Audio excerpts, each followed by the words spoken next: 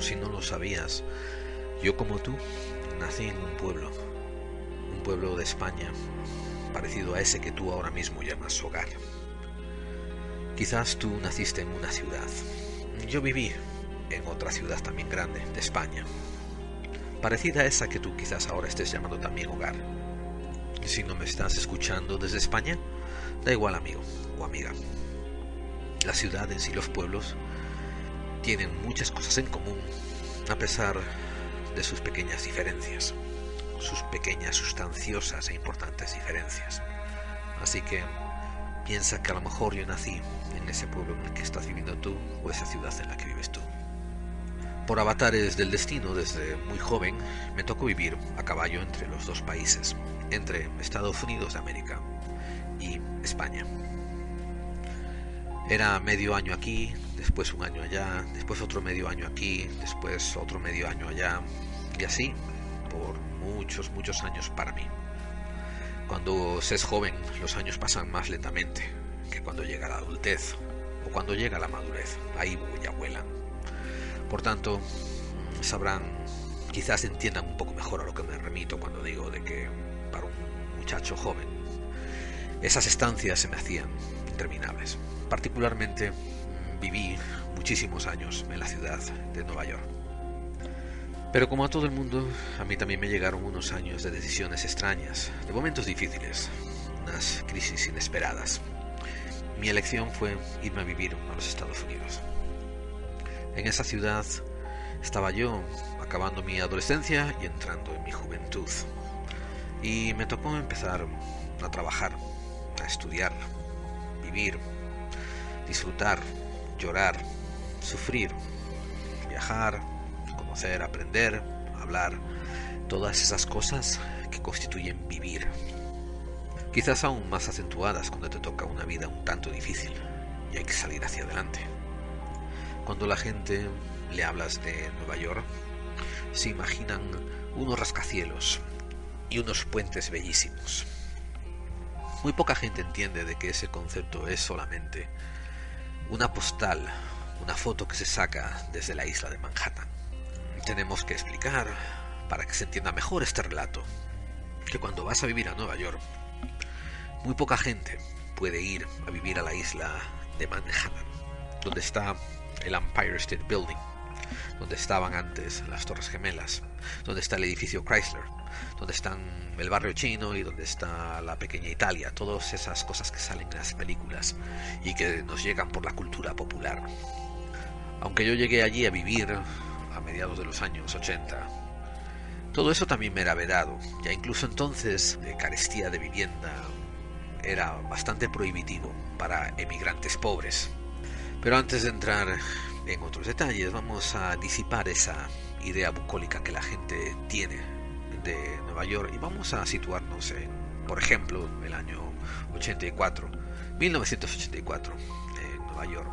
Cuando desciendes de un avión en invierno y lo primero que te recibe es el aire gélido de diciembre. Y al bajar tus pies tocan hielo, pero no es un hielo bello para patinar, es un hielo sucio, es un hielo lleno de polvo y lleno de el tubo de escape de los coches. Y te toca hacer unas aduanas largas e interminables porque has sido en el viaje más barato que has podido encontrar. Y hay otra gente, como tú, que llevan maletas medias derruidas y atadas con cinta, que están haciendo las aduanas también para pasar, mientras las policías todas te miran con mal ojo, porque saben que entre muchas de esas cientos de personas que se bajan del avión hay gente indeseable y no saben quién es quién y más vale tratarlos todos igualmente mal. Y después te toca hacer una cola interminable, una línea interminable para tomar un taxi. Ese taxi te va a cobrar un ojo de la cara y te va a pasar por uno de los ríos que te deja ver Manhattan al otro lado, que era donde pensabas tú que ibas a arribar.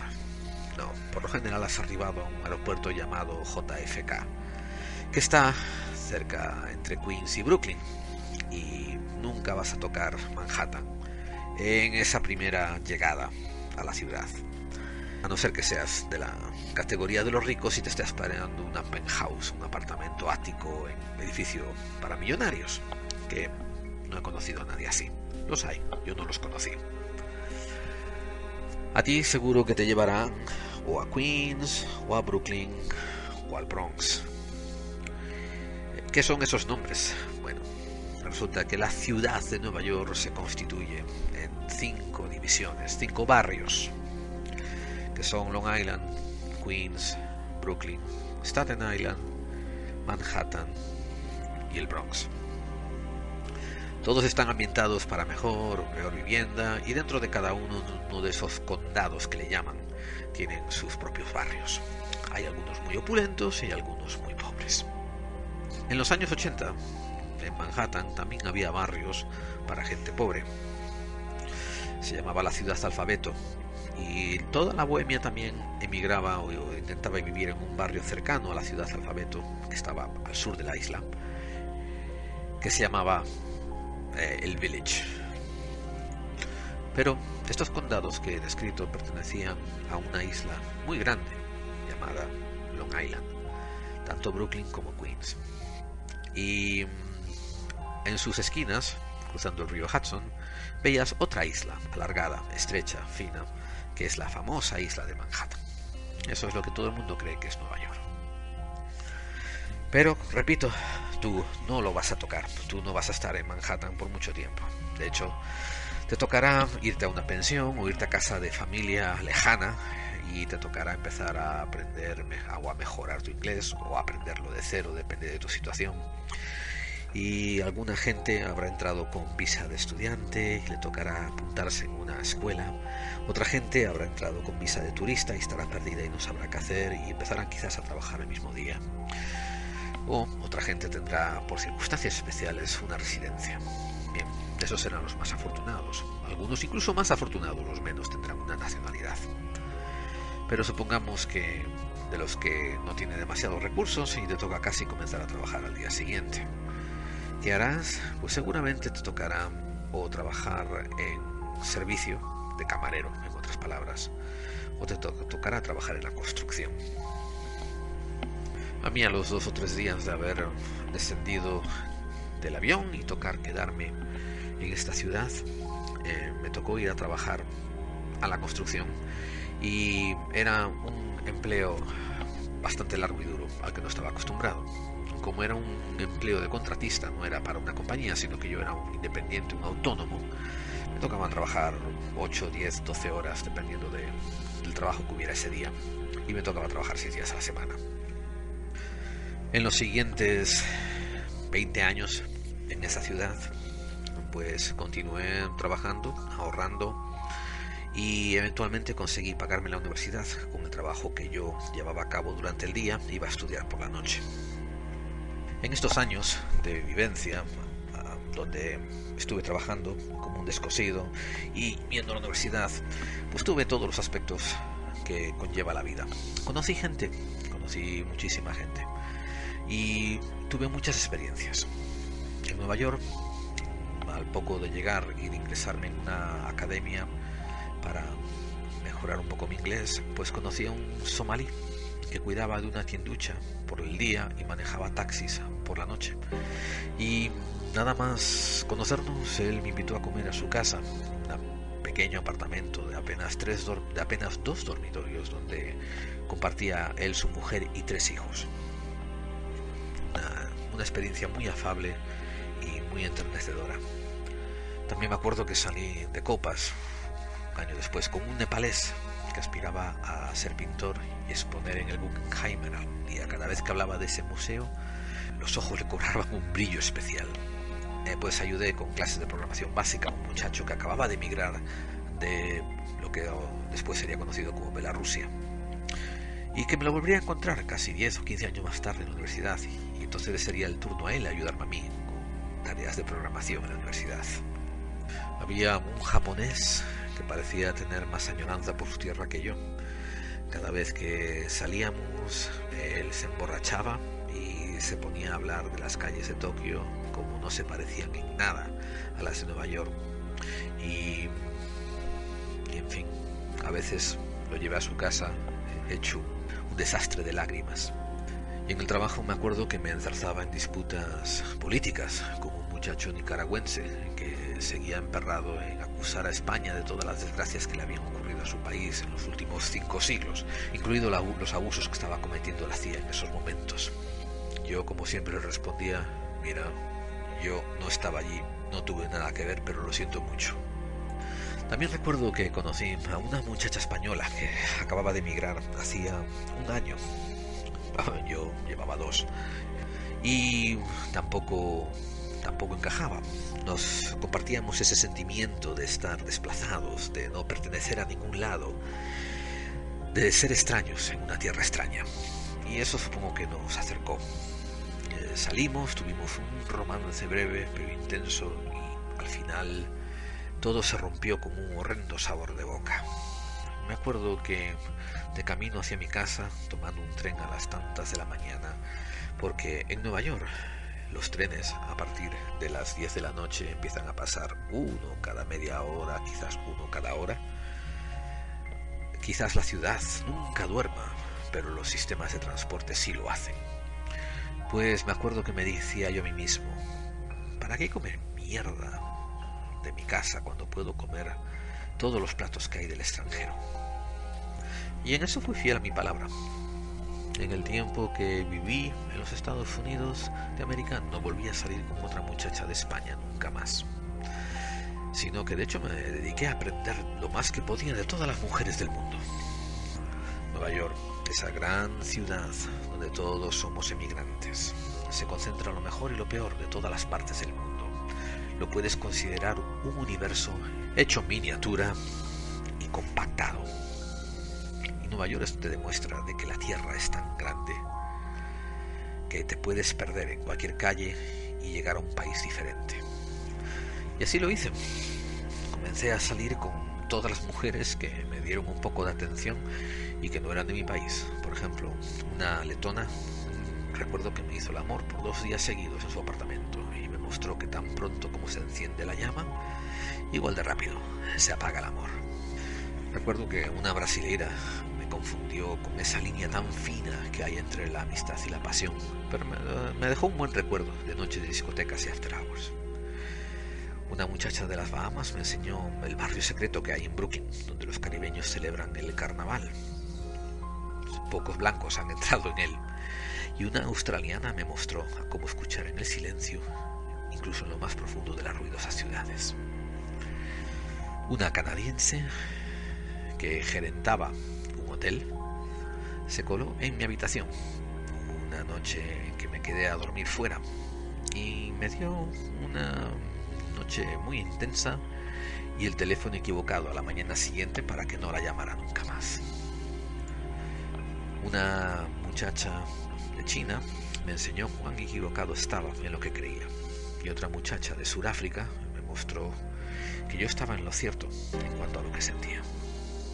Incluso llegó el día en que una cubana me partió el corazón, y después vino el día en que una argentina me lo inventó y me lo hizo más grande y generoso, y con su amor me hizo mejor hombre y mejor ser humano. Todos los emigrantes recién llegados nos parecíamos. Llegábamos allí con nostalgia en los ojos, éramos vulnerables a cualquier cosa que nos recordara nuestro país, pero enseguida agachábamos la cabeza, trabajábamos de sol a sol, algunos de sol a noche, y eventualmente empezábamos a darnos cuenta de que todos estábamos pasando por la misma experiencia. Y la vida en Nueva York era dura, pero también era inapreciable, diferente, era distinta entre tanta diversidad. Alguna gente no conseguía desarrollar el sentido y la entereza para apreciarlo, porque cuando te toca sobrevivir y emplear tantos recursos en la mera supervivencia, es difícil detenerte a ver las rosas. La diversidad fue la parte que más me hizo crecer. Antes de empezar la década de los 90 yo ya había comido diferentes tipos de comidas de todo el mundo: china, india, lebanesa, marroquí, japonesa, barbacoas tejanas, comida judía, rusa, sushi, japonés, etc. No me quedaba nada gastronómico que recorrer. Me acuerdo que incluso había hecho durante un mes un restaurante tibetano de comida tibetana, vamos, con un menú vegetariano, uno de mis sitios preferidos durante un tiempo. Y entre estos años de aprendizaje y de universidad tuve un montón de empleos, amigos, Es cierto que la mayor parte del tiempo trabajé en la construcción y, como repito, fue duro, durísimo, lleno de penuria. En esa construcción estás remodelando apartamentos que no tienen ventanas ni paredes durante el invierno y que después en verano están completamente cerrados y no tienen aire acondicionado. Trabajé como asistente de trabajador social, trabajé también como asistente de procurador financiero, trabajé como asistente de profesor, como mensajero, como consultante de programación y eventualmente incluso como consultante artístico en una revista. Y así fueron las cosas que hacia finales de los años 90 había acabado la universidad y había conseguido cualificar para un trabajo en una compañía bastante buena. Ahora, describiendo llegar aquí no fue nada de una línea recta. Y esa es mi experiencia, como la de muchísima otra gente que emigra, tanto sea a Nueva York como a otras ciudades. Por ejemplo, no estoy narrando nada del libro que escribí, la novela que escribí durante muchas noches de desvelo después de haber venido de trabajar y que nunca me publicaron, aunque también es cierto que solamente mandé a 2 editoriales. Nada estoy hablando del tiroteo que presencié en una compañía de servicios sociales en Brooklyn, ni del grupo de ilustradores de cómic al que me uní y que no tuvieron ningún éxito y que se desbandaron. Tampoco les cuento nada de la pequeña banda de música que formé con un amigo y que por muchos años no fuimos más que un dúo. Ni les digo nada de los viajes que hice a estados muy cercanos de una manera muy humilde y a veces incluso haciendo hitchhiking, o sea, autostop o caminando. Son muchas las cosas que me callo, pero tienen que intentar llenarlas con su propia imaginación. El otro lado de la moneda es que si algún día las contara en detalle, poca gente me las cree. De hecho, ya he probado alguna vez con amigos la experiencia del retornado. Volver 10 años después, juntarte con tus amigos que han estado disfrutando de una vida plácida, más o menos plácida, en el mismo sitio que los vio nacer, y tú le vienes a contar todas estas experiencias y simplemente no te quieren creer. Por 2 razones. Una, porque no han sido expuestos a gente que haya hecho tantas cosas extrañas. Y otra, porque les pone en evidencia que su vida, a pesar de que es plácida, pues no hace nada con ella. Quiero, antes de entrar en tema, comentar que una de las comunidades que mejor me acogió fue la de los perennes inmigrantes, la comunidad gallega que había en Queens y Manhattan por aquellos años. La de Queens todavía sigue ahí, fuerte, en el barrio de Astoria, con su flamante y acogedora Casa Galicia. Mientras que la de Manhattan, la nacional, que de hecho fue la con la que me inicié yo, ha sido debilitada por los años, por el cambio de población, por la retirada ya de gente joven que instauró aquellas viejas dinastías. En fin, se vende la propiedad, vienen yuppies al lugar y al final los pobres españoles y gallegos inmigrantes se dan cuenta de que ya casi no pueden vivir ahí, en la nacional de Manhattan. Sí voy a comentar de que si eras un poco racista en los años 80 y emigrabas a los Estados Unidos o a Nueva York y tenías algo contra los gallegos, pues te ibas a sentir muy solo allí, porque ellos eran la gran mayoría. A mí me acogieron muy bien, a pesar de que eran gente bastante privada, bastante recelosa. Si no conoces la lengua, ellos no tienen tampoco muchas ganas de enseñártela, ni tienen ningún incentivo para acogerte con brazos abiertos. ¿Por qué? Porque han sido los eternos emigrantes de hace montones de siglos, de nuestra España de pandereta, toros y verbena. Ellos, sin embargo, trabajando, exiliados, muchas veces décadas sin ver a la familia, y todo porque su propio hogar es bastante duro para sobrevivir.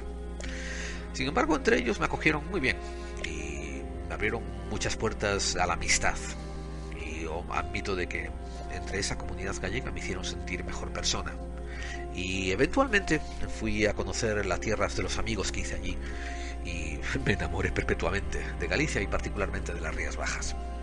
Estos 20 minutos que he pasado hablando conllevan a una fecha, conllevan al 11 de septiembre del 2001.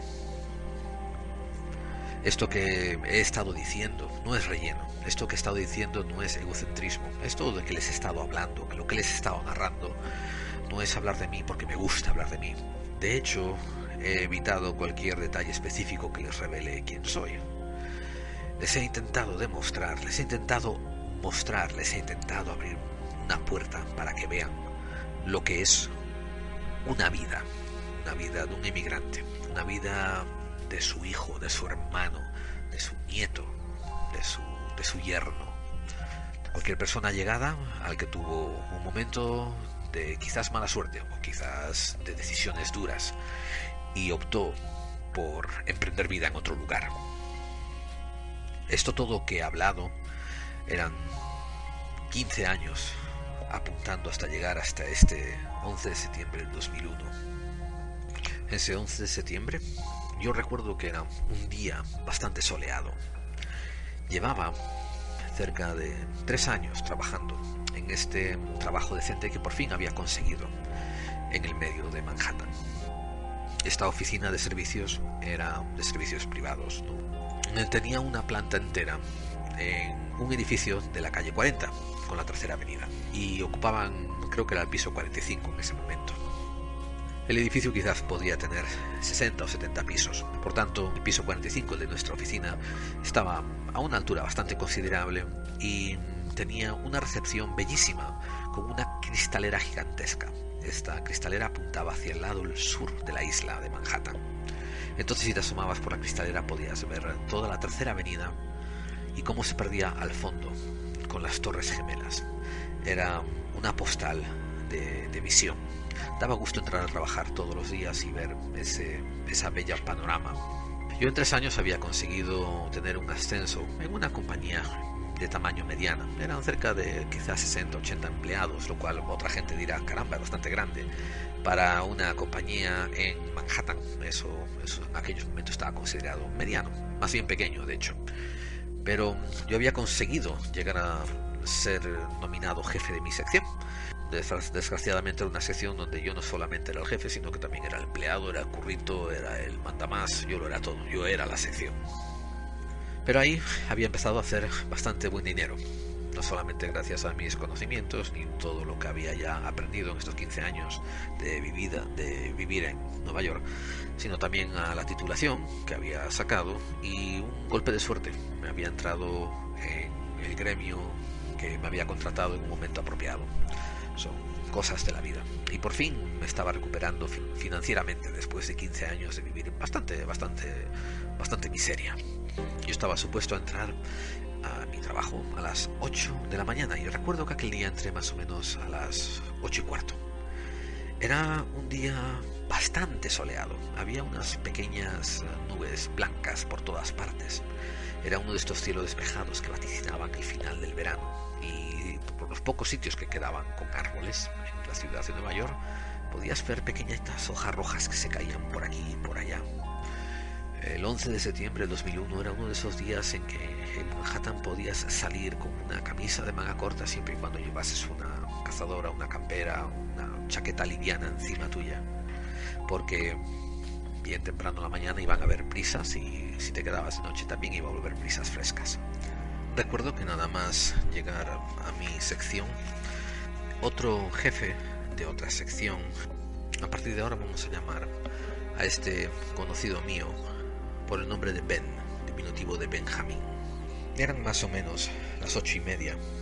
Ben me dijo que en la oficina se rumoreaba que había habido algún incidente aéreo, y no fue más específico.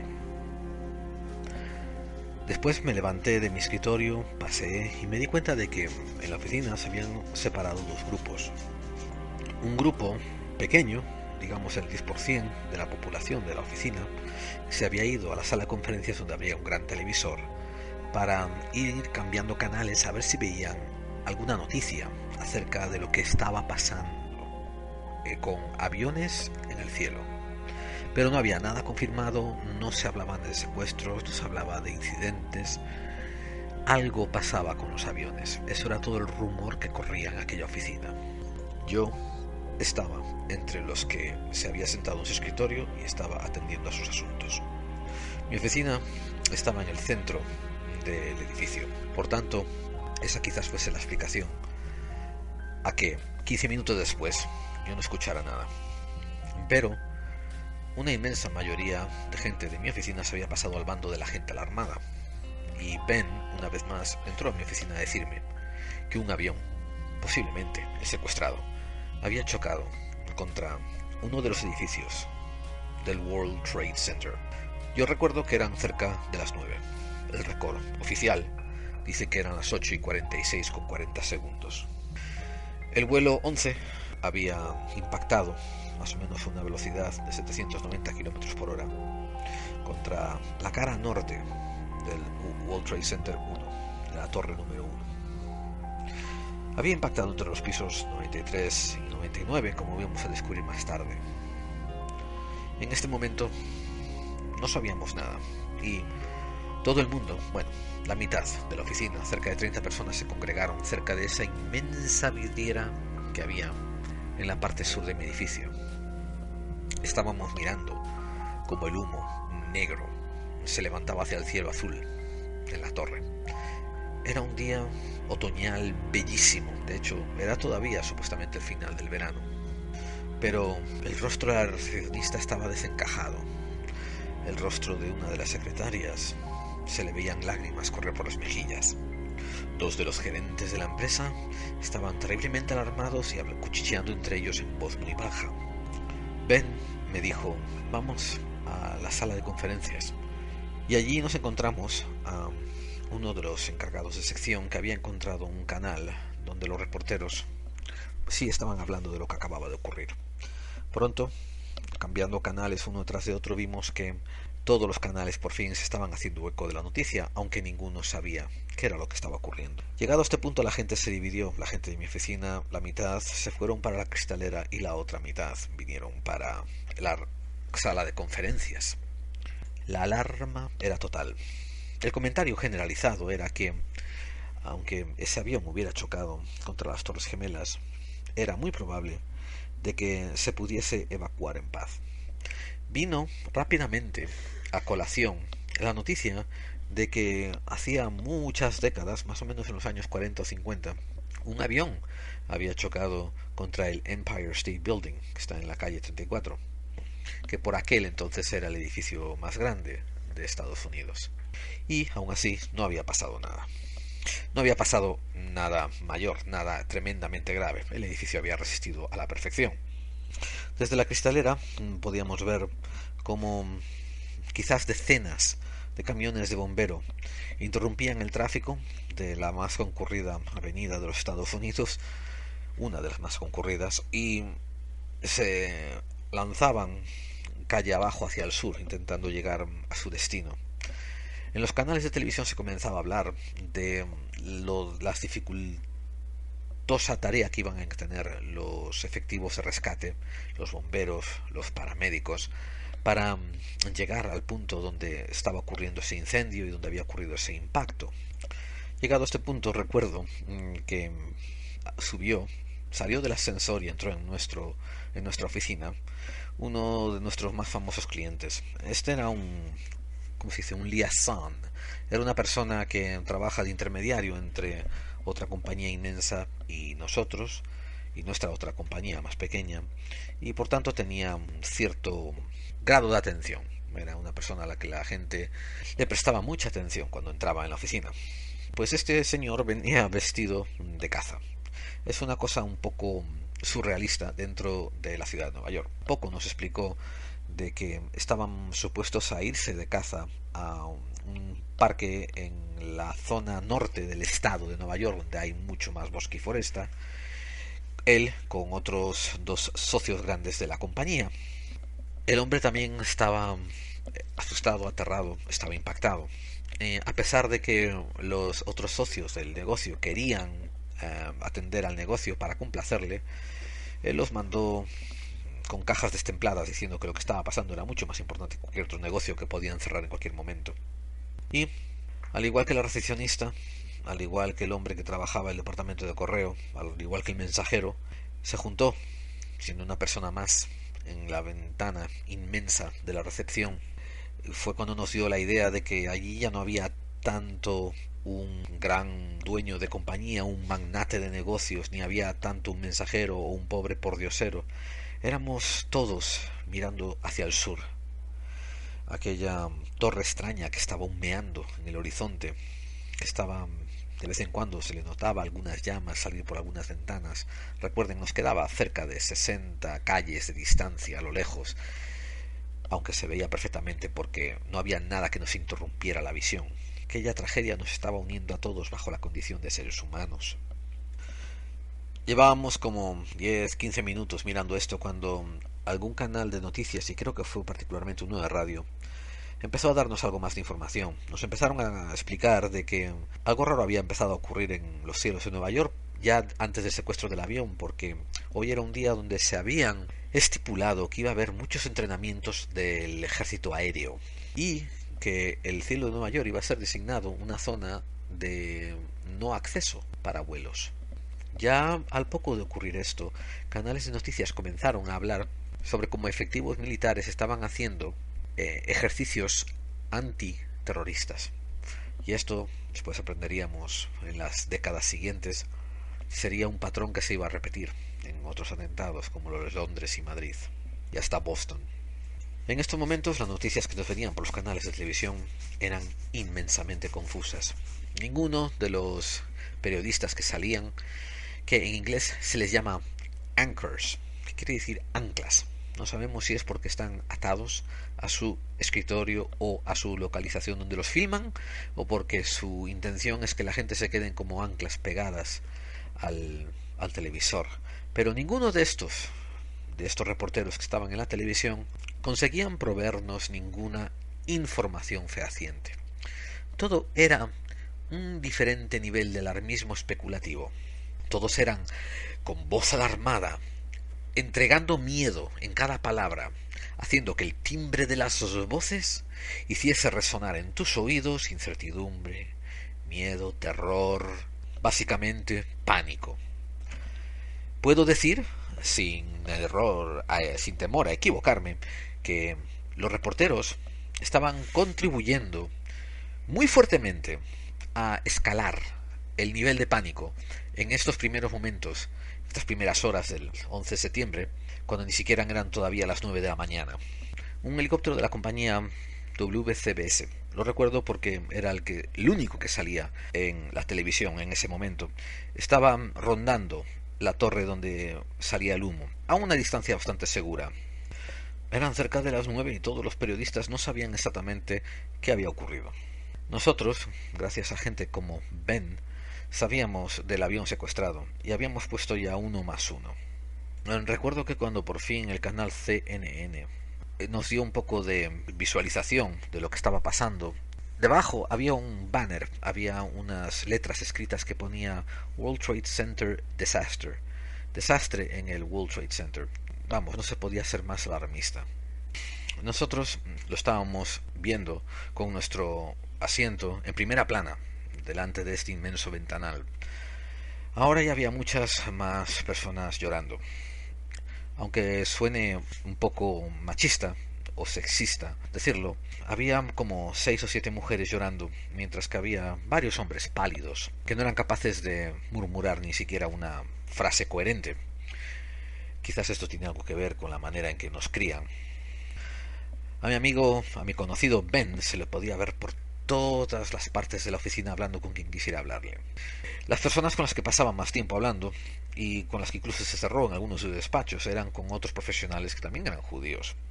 No digo nada conspiracional acerca de esto, pero lo que voy a comentar, que la conversación que tuvo él conmigo después quizás les aclare esto. Todos estábamos increíblemente alarmados, todos estábamos intentando averiguar qué pasaba. Ningún medio de comunicación sabía decirnos qué era lo que ocurría, y por aquel entonces el vuelo 77, sin que ninguno de nosotros en Nueva York lo supiera, había sido secuestrado. Y cuando digo ninguno de nosotros en Nueva York, quiero decir ninguno de nosotros en la calle mirando aquel edificio arder sabía que el vuelo había sido secuestrado. Ben salió al poco de una de las oficinas en las que se había encerrado a hablar, porque tampoco se encerraba largo y tendido. Entraba, tocaba la puerta, le decían pasa, hablaba durante 1 minuto o 2 y salía, y se iba a la siguiente persona. Y se acercó a mí y me dijo, esto está muy mal. Yo lo encuentro muy sospechoso de que nuestro propio gobierno no sepa cuando un avión es secuestrado y cuando vuela tan cerca de una ciudad tan populada como Nueva York. Yo le dije, ¿tú has estado alguna vez en el aeropuerto JFK? Es un desastre. No te debiera extrañar nada que la gente no se entera de lo que está pasando. Y aquí fue cuando él me dijo, si ese avión fue el que yo oí que había sido rumoreado, secuestrado, antes de entrar en el trabajo, y ha sido metido contra una torre, esto es un acto terrorista. Y si esto es un acto terrorista, prepárate, nada va a volver a ser igual de lo que era. No eran todavía las 9 de la mañana, y estas palabras me impactaron tremendamente. Recuerdo que lo miré y le dije yo, ¿a qué te refieres? Y me dice él, en Israel llevan ya décadas viviendo así, bajo el terrorismo palestina. Nosotros en los aeropuertos hacemos un extenso cacheo. Nosotros en todas partes tenemos que mirar por bombas, tenemos que estar fijos de lo que ocurre. Nosotros cuando venimos aquí a Nueva York nos reímos de relajo sobre la buena calidad de vida que hay aquí y la poca violencia que hay aquí comparado con el estado de tensión que siempre se vive en Israel. Yo le dije, pero yo pensé que tú eras neoyorquino. Y me dice, bueno, sí, pero tú sabes que soy judío, lo cual le dije yo, sí, ya lo sé. Y he hecho varios viajes a Israel para intentar mantenerme un poco en contacto con mis raíces. Y eso es algo que siempre me impactó de Israel, el estado constante de guerra. Esto es lo que nos viene ahora a nosotros aquí, dijo él. Y esto no era ni siquiera a las 9 de la mañana. Yo, ingenuo de mí, recuerdo que le contesté, bueno, esto va a ser una prueba para la fuerza de la democracia, de la famosa democracia y república americana. Y me dijo, ¿a qué te refieres? Le dije yo, ese estado constante de guerra no parece que le pueda sentar bien a los americanos, teniendo en cuenta cómo les gusta su estilo de vida libre y desfolgado. Creo que esto ahora es cuando se va a reducir lo que es las libertades constitucionales que disfrutan y donde va a tocar exigirle a los gobernantes que hagan lo que hagan, intenten defender estas libertades.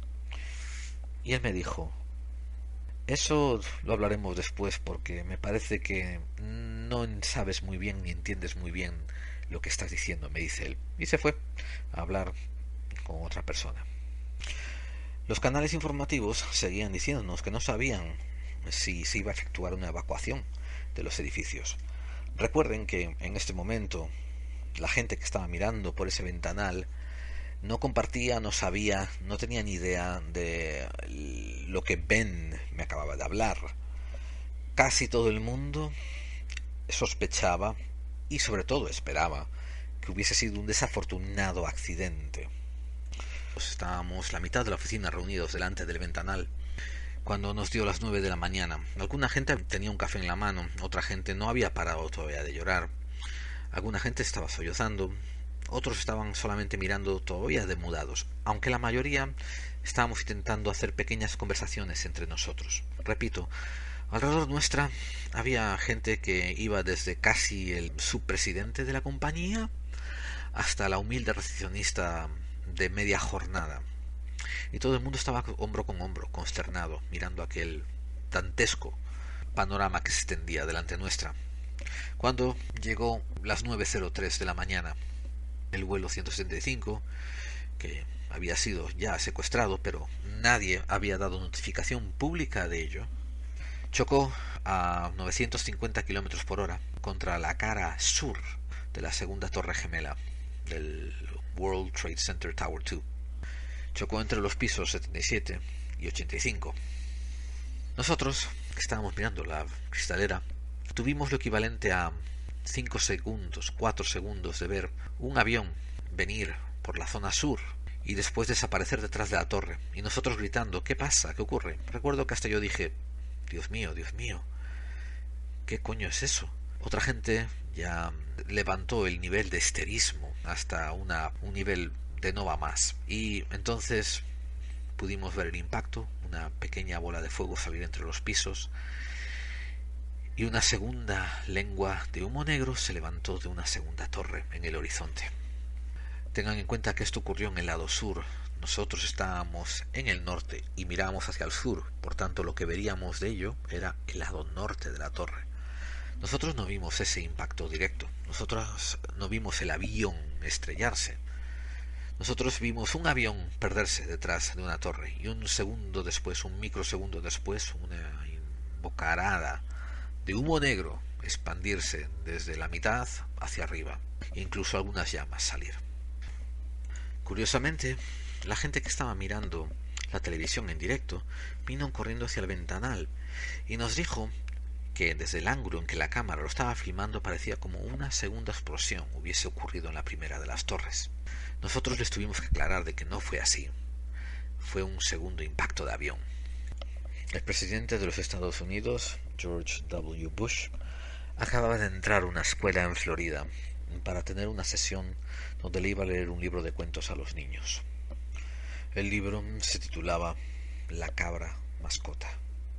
Ahora sabemos y tenemos vídeo que nos muestra cómo a las 9:05 el asistente al presidente, el señor Andrew Card, entró y le susurró al presidente en la oreja: un segundo avión ha golpeado una segunda torre. América está bajo ataque. Fíjense ustedes qué curiosa frase. Un segundo avión ha golpeado la segunda torre, ha impactado en la segunda torre. Lo cual indica que el presidente sabía ya del primer avión y estaba ahí sentado preparándose para leer. Aun cuando le dieron la noticia de que el segundo avión había impactado, el presidente decidió continuar con su lectura y dijo que era para no alarmar a los estudiantes. Eran cerca de las 9:10 cuando toda Manhattan estaba paralizada y todo lo que podíamos ver desde nuestro escenario, desde nuestra cristalera escénica, eran patrullas de bomberos, coches, camiones de bomberos, furgonetas que se llaman 4x4 y muchos coches de la policía dirigiéndose hacia el sur, hacia las torres. Ahora sí, poco a poco se nos informaba de que había un estado de emergencia en la ciudad de Nueva York. El alcalde, que se llamaba Rudolph Giuliani, estaba dirigiéndose hacia el lugar de los hechos. No quedaba duda, a pesar de las grandes historias contradictorias que se decían en la televisión, de que Nueva York estaba bajo un estado de emergencia. Aún había algunos de estas cabezas parlantes en canales de televisión que intentaban postular la idea de que esto era un error aéreo por el cual dos aviones habían chocado contra torres. Un error computacional, quizás. Eran las 9:30. Creo que técnicamente eran las 9:25, cuando la cadena CNN por fin informó al público de que los ataques en el World Trade Center habían sido un acto de terrorismo. A estas alturas, Ben quería hablar conmigo otra vez y me acerqué y le dije: ¿qué pasa? Me dijo: ¿ves por dónde iba yo? Esto sí que está feo. Al final es un acto de terrorismo. Le dije: sí, se ve que tenías razón. Él me dijo: ¿crees todavía que si pones en una balanza los derechos americanos contrarrestados contra el temor y el deseo de seguridad, crees que los americanos van a mantener los derechos? Usaba en su gramática forma de decir ellos a los americanos y otra frase decía nosotros los americanos. Era una manera muy curiosa y sobre todo era la primera vez que lo oía hablar así. Yo le dije: no tengo ni idea, teniendo en cuenta que el presidente está todavía leyendo cuentos en una escuela en Florida. Esto había sido comentado por la radio, no había salido en ningún canal, había sido comentado por la radio, por una radio media de izquierdas que había en Nueva York, como si el presidente Bush me hubiera oído, que no era así. Por fin salió en la televisión e hizo un discurso público. Eran cerca de las 9:30. Mientras en el canal NBC habían dado una noticia que hizo que dos personas salieran corriendo de la sala de conferencias. La cadena NBC, nos gritaban, confirmaron que los aviones habían sido secuestrados una hora antes. Llevábamos menos de media hora de tragedia y el estado de confusión era tal que incluso hubo una mujer desmayada en la recepción. Comento esto solamente para reflejar el estado de tensión que todos vivíamos.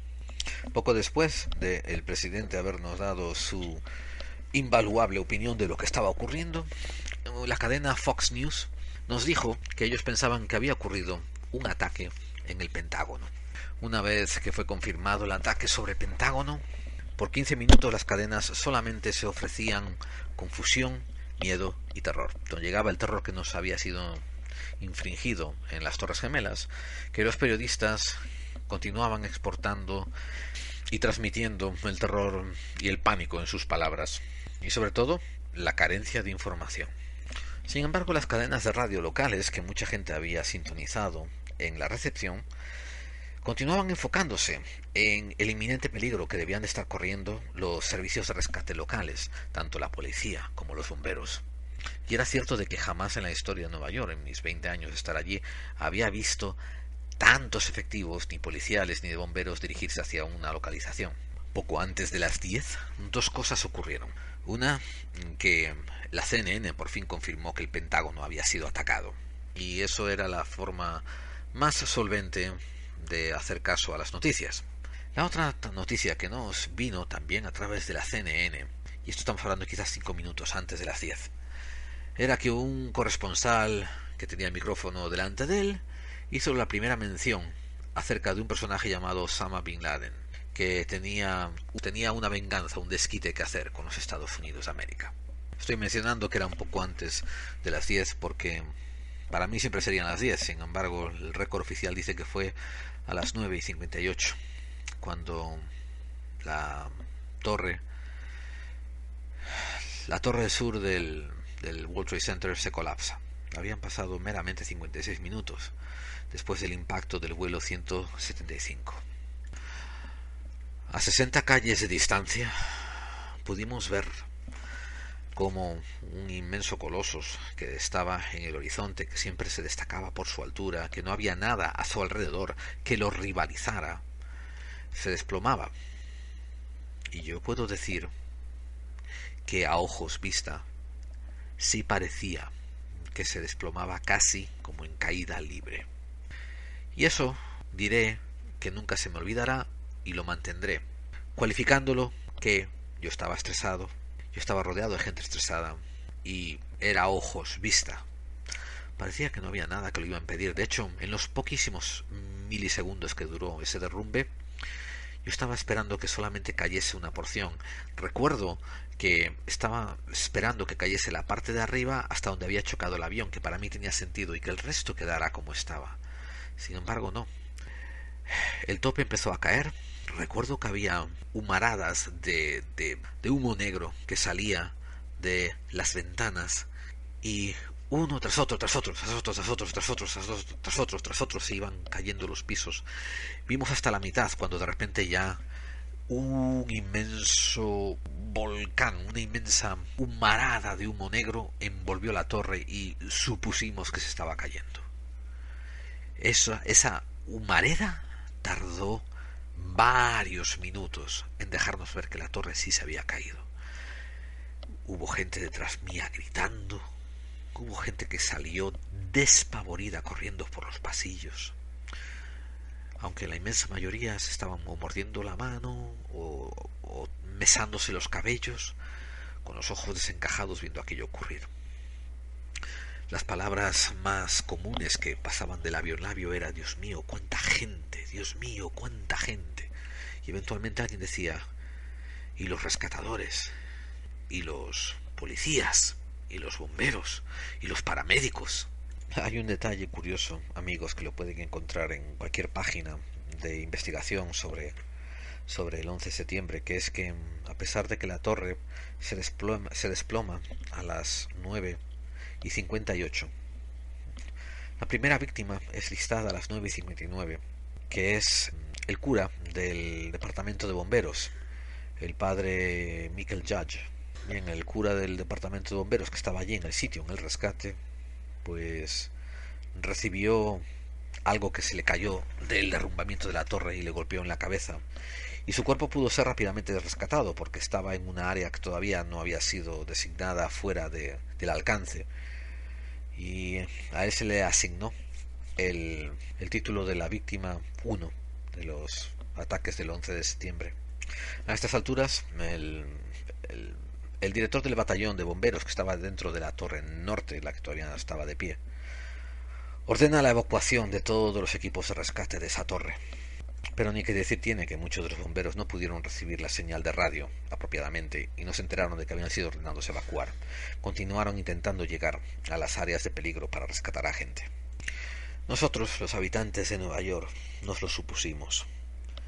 Los equipos de bomberos de la ciudad de Nueva York son increíblemente atrevidos, arrojados, valientes, aunque sean un poco babosos y arrogantes de vez en cuando. Pero tengo que admitir de que es una cualidad negativa a su carácter, que se lo han ganado, que es merecida, porque el valor que siempre, incluso antes del 11 de septiembre, demostraban era siempre asombroso. Nosotros estábamos embelesados con este derrumbamiento, estábamos anonadados, atribulados. No sabíamos que a las 10:03 el vuelo 93 había sido llevado a tierra por sus propios tripulantes, supuestamente. Dicen que había sido secuestrado, nos enteraríamos después, y los tripulantes se rebelaron y intentaron recuperar el control y fue tumbado y derribado. Momentos después, sobre las 15, 10 y 11, empezamos a oír a través de todas las cadenas de televisión el nombre Osama Bin Laden por todas partes. También recuerdo que eran como 10 minutos más tarde cuando las cadenas de televisión empezaron a reportar oficialmente el derribo de la torre. Ese derribo que nosotros habíamos visto delante del ventanal en primera persona, nosotros mismos, 10 minutos atrás. Curiosamente, ahí fue cuando nos empezamos a dar cuenta también, sobre las 10:05 de la mañana, de que todos los servicios telefónicos estaban sobresaturados. Los sistemas inalámbricos aún eran bastante incipientes, creo que llevaban entre 5 y 10 años en existencia popular. Y ahí fue cuando el primer despertar, cuando la gente se dio cuenta, meses después, porque el 11 de septiembre casi nadie pudo llamar a nadie a través de los celulares, de que las compañías telefónicas tenían capacidad para, digamos, 1 millón de personas hablando, pero sin embargo tenían en cuenta que nunca ese millón de personas iban a llamar todas al mismo tiempo, por tanto vendían capacidad para 5 millones. Pues adivinen qué pasó. El 11 de septiembre todo ese millón de personas estaba intentando usar ese teléfono celular. También recordamos que en ciertas cadenas de televisión el presidente de la Organización para la Liberación de Palestina, Yasser Arafat, salía diciendo que él no tenía nada que ver con todo esto. Bien, aquí empezó el mejor de los bailes sobre confusión que nunca habíamos vivido. Todas las cadenas estaban reportando que había ataques por todas partes. Ya sé que esto ustedes no lo saben, pero nos llegaban reportes de un reportero diciendo que había estallado un coche bomba en unos centros comerciales de Washington. Nos llegaron reportes diciendo que había habido ataques al otro lado del río Hudson en New Jersey. Nos llegaban reportes también diciendo de que habían visto algo explosionar cerca de donde habían estado las torres, y no era cierto. Tengan en cuenta que en cuestión de 25 minutos habíamos visto un edificio derrumbarse y estábamos recibiendo un continuo bombardeo de ataques y explosiones por todas partes. La gente en mi oficina seguía preocupada por los servicios de rescate. De hecho, había 2 señoras, 2 secretarias, que tenían una a un hijo y otra tenía a un yerno en los equipos de bomberos más cercanos al World Trade Center, y que ellas suponían que debían de estar allí. Una de ellas decidió salir y después de avisarle al jefe de que se iba, y el jefe le decía que no debiera porque la señora tenía cerca de 55 años y era de frágil salud, ella le dijo que adiós, que tenía que ir a buscar a su yerno, y se fue a la calle. El empresario que había venido vestido de caza estaba ahora con nosotros, era una de estas personas pálidas, estaba de hecho al lado mía, y dijo: ¿qué carajo es eso? Y entonces lo dijo así, muy por lo bajito, metió la mano en la bolsa de caza que traía y sacó unos prismáticos asombrosos, de altísima calidad, y se puso a mirar. Al cabo de pocos segundos bajó los prismáticos, el labio le temblaba y vi que lágrimas le estaban cayendo. Yo le extendí la mano, él me pasó los prismáticos y miré hacia donde él miraba. Y ojalá no lo hubiera hecho nunca. Pequeñas figuras, incluso con la potencia de los prismáticos, las figuras se veían pequeñas. Pequeñas figuras se asomaban lentamente por las ventanas de la torre que estaba humeando y poco a poco saltaban al vacío. Yo bajé el prismático cuando confirmé que aquellos eran seres humanos saltando al vacío. Y se lo comenté a la persona que estaba al lado mía, que no quiso saber nada, pero sin embargo la persona que estaba al lado de ellos, quizás por algún sentimiento morboso, quizás por incredulidad, dijo: déjame ver eso, no me lo creo. En fin, se hizo un círculo de horrores mirando aquellos suicidios misericordiosos que estaban teniendo lugar delante nuestra.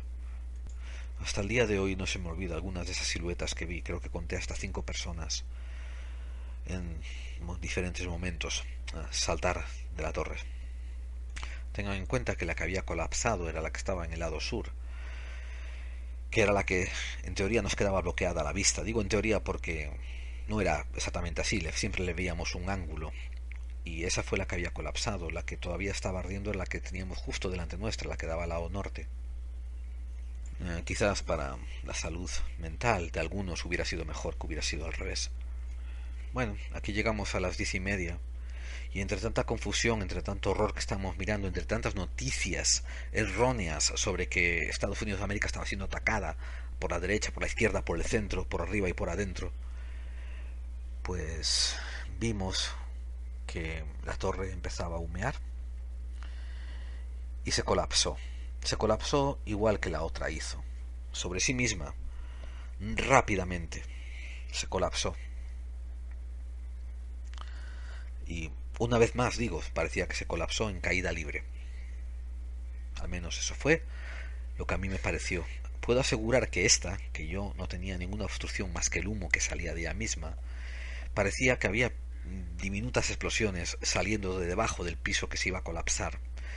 Ahora que puedo pensar que quizás eran un efecto físico del interior colapsándose sobre sí mismo y produciendo que el aire saliera expelido por los lados y empujase el humo. Mucha gente que ve esto, porque hay algunos vídeos donde se ve un poco claramente, dicen que no, que son el humo producido por detonaciones controladas. No sé. Sí digo que se colapsó de una manera bien rápida, pero esta sí pudimos darnos cuenta de que no se colapsó tan completamente como la otra. La base quedó de pie. Eso lo pudimos ver desde nuestra posición de ventaja. Cuando la segunda torre colapsó, fue como una gran catarsis. La gente que estaba sollozando se echó a llorar descontroladamente. La gente que retenía lágrimas comenzó a sollozar también descontroladamente. Y la gente que había estado en tensión, mordiéndose los labios, crispando los puños, se sentaron ya derrotados. Y yo me cuento entre ellos. Mucha gente estaba haciendo comentarios acerca de la inmensa cantidad de víctimas, todos los servicios de rescate que debían de ser afectados. Más adelante nos enteraríamos de que un batallón entero de bomberos había sido aniquilado. Nos enteraríamos de que había policías que habían intentado salir y no habían conseguido, sé que habían perecido con las torres, pero sobre todo la cantidad de víctimas civiles. En lo alto de la torre había un restaurante llamado Las Ventanas al Mundo. En ese restaurante trabajaba un amigo mío de la universidad que no había sido capaz de acabar los cursos por cuestiones monetarias y porque su novia había quedado embarazada y tenían que empezar a trabajar y ganar dinero, y había encontrado finalmente un puesto de camarero hacía un año en el bar de algo exótico que estaba empezando a venderse allí, que era sushi, del pescado crudo japonés. Y él había sido contratado como cocinero camarero del bar sushi que había en Las Ventanas del Mundo. Él nunca volvió a casa y su hijo de 2 años perdió un padre, y su mujer, su esposa de 3 años, perdió un marido, su esposa de 2 años. Da igual, llevaban juntos desde que estaban en el bachiller. A mucha gente le importa el papel del matrimonio. Otros encuentran una pareja y saben que ya están casados a ella, haya papeles o no por medio. Este muchacho era uno de esos. debía de tener 29 años. De sus 29 años de vida, 2 los pasó conmigo en la Universidad de Brooklyn College. Y como conocía mi anticlericalismo, mi anti-institucionalismo, me bromeaba a menudo de que cuando se decidieran a bautizar el niño, me iban a pedir a mí que fuera de padrino. No sé si el niño fue bautizado, pero nunca los volví a ver. Después nos vinieron las noticias acerca de los aviones que habían sido lanzados gracias a las fuerzas aéreas americanas y que estaban vigilando los cielos, las noticias del toque de queda sobre la ciudad, y el alcalde de Nueva York, una vez más, ese Rudolph Giuliani, se le vio a pie de cañón. No quiero decir que fuera buen alcalde, de hecho mucha gente lo consideraba pésimo, y había hecho muchos negocios sucios y había implementado muchas pólizas basadas en sus ideologías. Era un italiano muy católico y se creía más a la derecha que los derechistas. Y en los años anteriores, pues mucha gente le tenía bastante inquina por ciertas medidas no populares que había tomado, pero ahí en el 11 de septiembre se comportó bastante como un héroe. Nadie esperaba esta reacción de él. De hecho, todo el mundo esperaba que estuviera fuera, que no hiciera acto de presencia o que diese órdenes desde su palacete.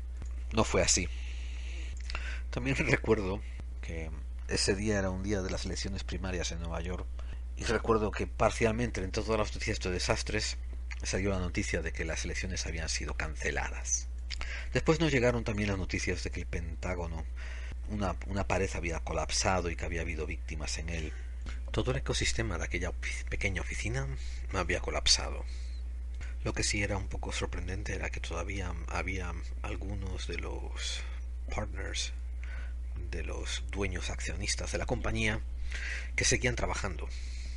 Todos, desde el más alto hasta el más bajo, habían salido de vez en cuando a mirar, habían entrado en la sala de conferencias a oír algo de las noticias y ver algo de los avances informativos, pero quien más que menos había intentado continuar trabajando.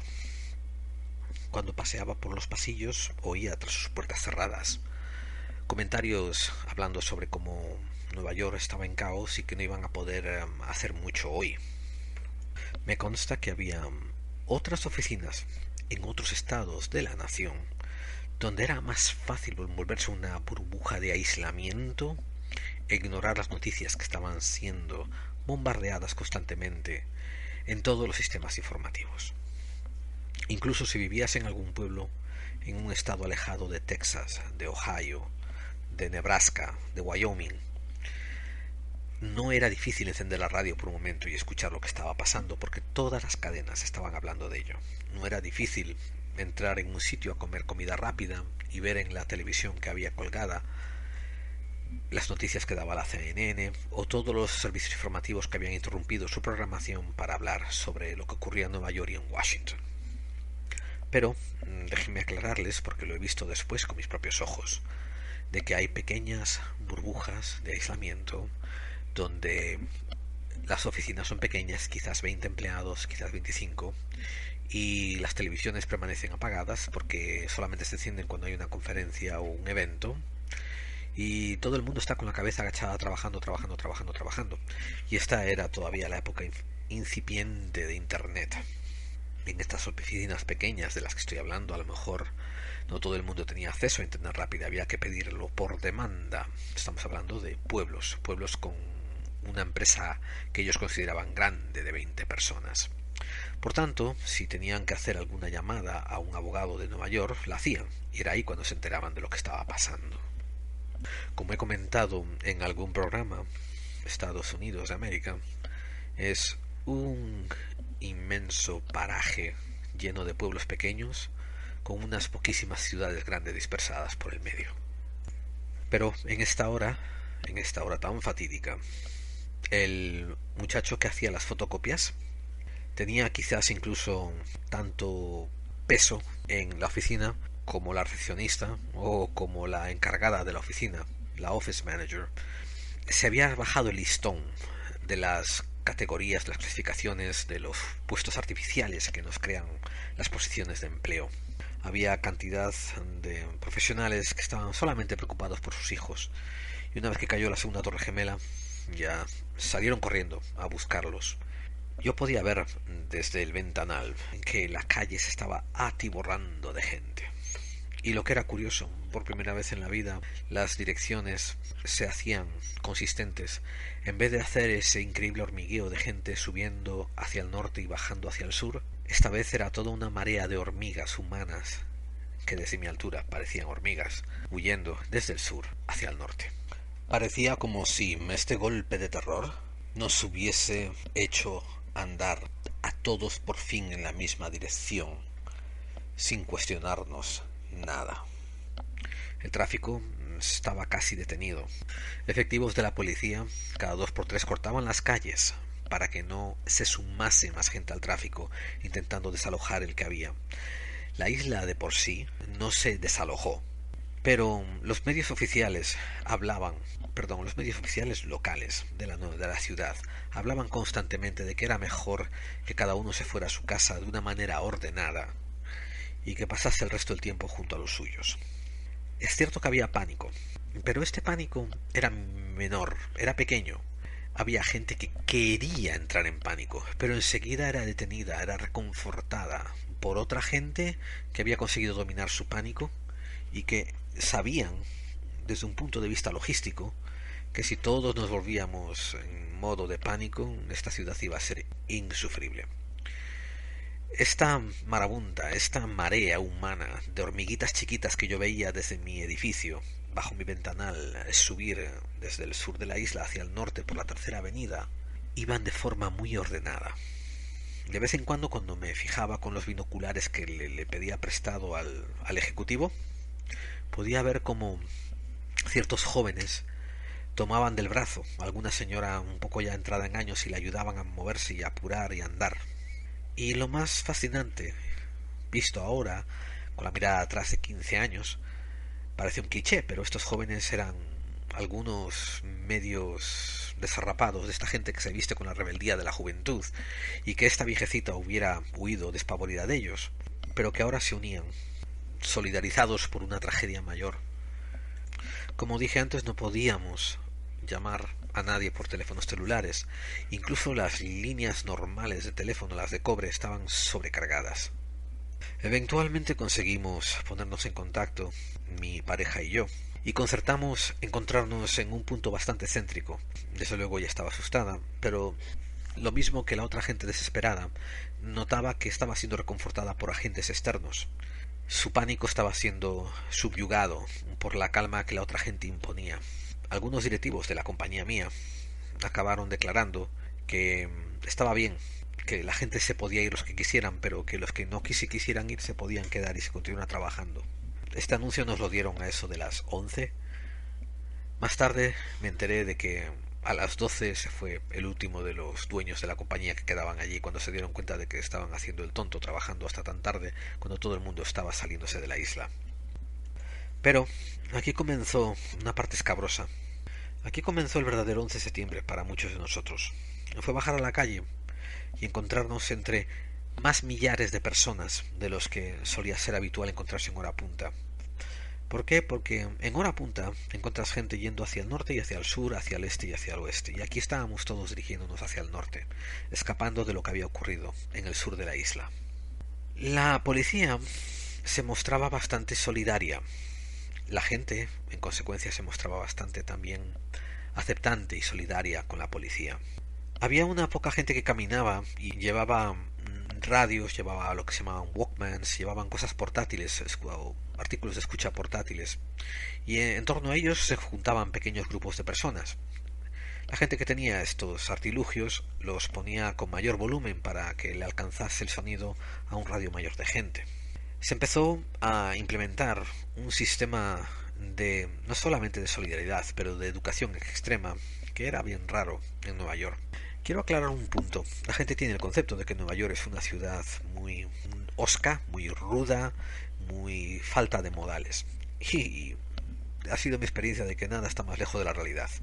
Es cierto que Nueva York tiene esa reputación, pero la gente que vive en Nueva York se aplica y trabaja muy duramente en convertir esa ciudad en un sitio muy bello para vivir. El inmenso problema está en que la gente que vive en Nueva York no son gran cantidad. El mayor problema es que la inmensa cantidad de gente que vive fuera tiene el mismo concepto de que Nueva York es un sitio muy hosco para vivir, y entonces cuando entran en la ciudad se comportan también ellos hoscamente, pensando que así van a mezclarse con el entorno. Y lo que hacen es crear una bola de nieve que se hace más grande, más grande, más grande, y se hace más osca y osca y osca. Pero si tú estás perdido y tienes un mapa y le pides direcciones y te encuentras con un lugareño, con una persona que vive en Manhattan, seguramente te vas a empezar a encontrar la persona más amable del mundo. Esto hablo de los años 80, 90 y los 2000. Siempre ha sido así. Si tienes la mala suerte de encontrarte con un tipo que vive en la suburbia, que vive en Nueva Jersey, en su pequeño burbuja aislada, no sé, en la parte alta del estado de Nueva York, y que viene ahí a trabajar y que se quiere volver a su pequeña burbuja, pues te vas a encontrar con una persona muy ruda y muy grosera que no te va a ni siquiera dirigir el habla. Y tú de ahí te vas a quedar con la impresión de que todos los neoyorquinos son así, cuando casi ningún neoyorquino es así. En estos días que estoy hablando, toda la gente se esforzó en mostrar mucha más solidaridad y mucha más ternura, mucha más humanidad hacia sus semejantes. A medida que caminábamos por la avenida, veíamos que muchas tiendas de artículos electrónicos habían sacado hacia afuera alargues eléctricos y los tenían conectados para que la gente que sus teléfonos se quedasen sin batería pudiesen recargarlos. Cada media bloque, cada media cuadra, bastante gente enchufando el teléfono por 5 minutos, hablando. Incluso me acuerdo que había una pequeña tienda que ofrecía vasos de agua y botellitas de agua a la gente que pasaba. No todo el mundo las recibía, no era esta cosa de rapiña, de decir, oh, dame, dame, dame. Pero el espectáculo era curioso.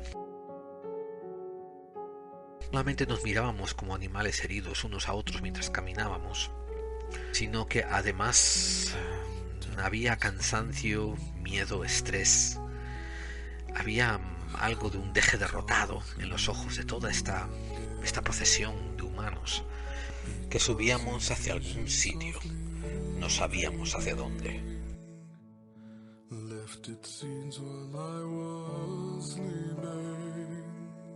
Mi meta era subir desde las calles 40 hasta las calles 60, donde había un enlace a tren que me convenía para llevarme a nuestro barrio en Brooklyn.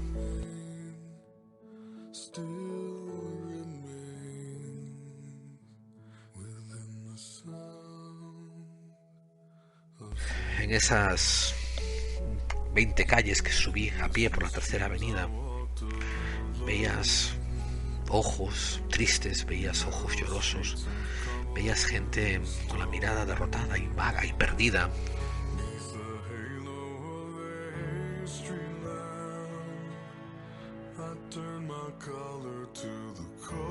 Veías gente muy elegante caminando al lado de otra gente muy harapienta. Veías gente joven al lado de gente muy anciana. Y te dabas cuenta de una cosa.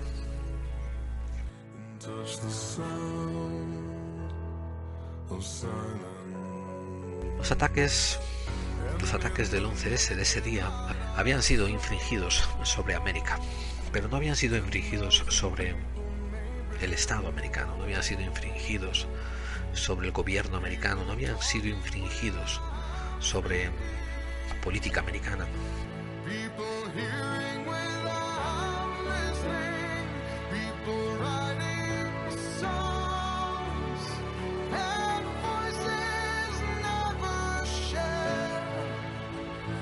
Ese día habían atacado a un pobre limpiador de edificios que entraba a trabajar a las 8 y seguía trabajando hasta las 8 de la noche. Se llamaba José Miguel, era de Guatemala, y el único trabajo que había encontrado era con una empresa donde trabajaba ilegalmente, pero ahí trabajaba limpiando pisos.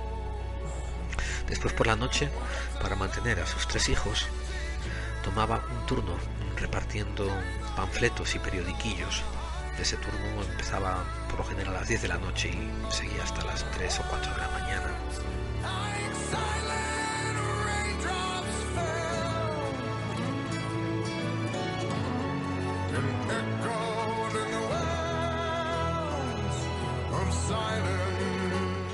El 11 de septiembre, como dije, atacaron a mi amigo, que por fin había encontrado un trabajo haciendo sushi, las ventanas del mundo, y que dejó a un hijo huérfano. Ese hombre era lo más alejado que existía en el mundo de cualquier política americana que se estuviese vengando con los ataques del 11 de septiembre.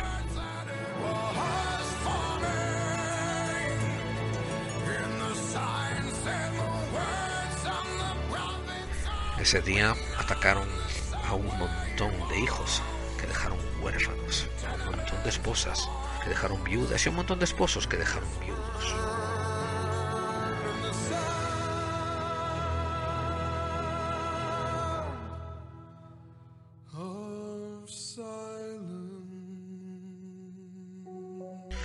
Y hay muchos padres de familia que todavía están lamentando la desaparición de sus hijos.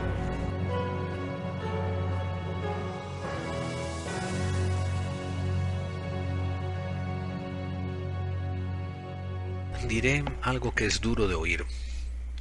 Si los ataques del 11 de septiembre hubiesen sido solamente a objetivos militares, aunque la tragedia hubiese sido inmensa, pues tendría un envoltorio político desde el cual se podría entender y traducir.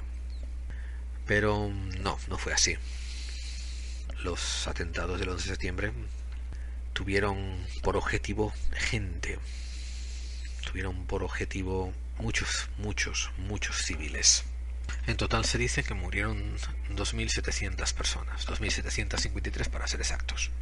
Y el compendio total entre Nueva York, Washington y Pensilvania fueron de 2.977 personas.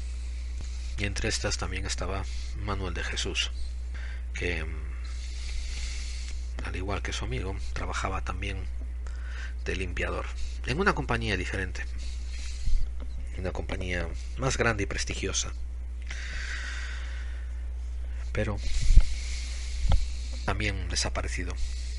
Tenía, no sé, 25 o 30 años. Tenía, creo que menos de 30. Y tenemos también una inmensa cantidad de agentes de servicio y bomberos y sanitarios que intentaron rescatar a gente en ese ataque. Verdaderos héroes que de verdad entregaron la vida. Y como que entre las sombras de toda esta gente, de todas estas víctimas, como que bajo todo este halo de muerte íbamos caminando. No era ni siquiera la 1 de la tarde. Íbamos caminando juntos en una procesión interminable.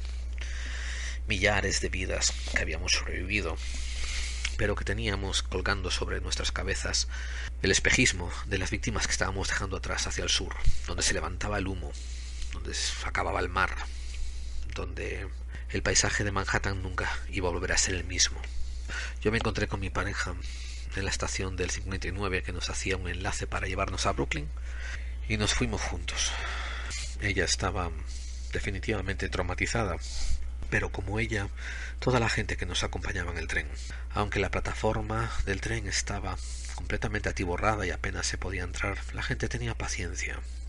No teníamos ningún alarmismo acerca de qué miedo a ver si nos van a volver a atacar, qué miedo a ver si esto no ha acabado. Al contrario, como que intuíamos que ya todo había acabado. Y poco a poco, persona a persona, fuimos entrando en el tren.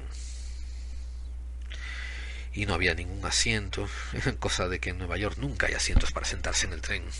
Pero la gente intentaba no empujarse, y todo el vagón estaba lleno de miradas vacuas perdidas, y en alguna esquina del vagón oías un sollozo de alguien que no lo podía contener más. El traqueteo del tren hacía el dolor más llevadero, porque entrabas en un estado de trance, donde te podías escapar de ti mismo y de la inmensa amargura que suponía lo vivido, y dejabas que tu cuerpo se meciera bajo el ritmo de las ruedas del tren. Recuerdo que cuando se detuvo en una parada, nos sorprendió que al abrir las puertas la gente de la plataforma estaba cantando la canción Amazing Grace, pero no exaltado, sino casi como un murmullo, pero se oía claramente. Y cuando cerraron las puertas y la gente de la plataforma y su canción quedó atrás, los que estábamos dentro del vagón, más gente que había dentro de nuestro vagón, rompió a llorar aún más. Porque a fin de cuentas, estos erais a quienes atacasteis. Estos fueron las víctimas. Yo, tú, aquel, el limpiador de baños, el hombre que trabajaba horas extras, el muchacho que tenía ganas de por fin encontrar un buen trabajo, aunque fuese de camarero, en un restaurante y poder empezar a sacar adelante su familia, eso fue a quienes asesinasteis. No entraré a preguntar quién ni cómo, no entraré a entrar en especulaciones de conspiración, si fue un atentado de falsa bandera, si fue financiado por la CIA, si esto ocurrió, si lo otro ocurrió.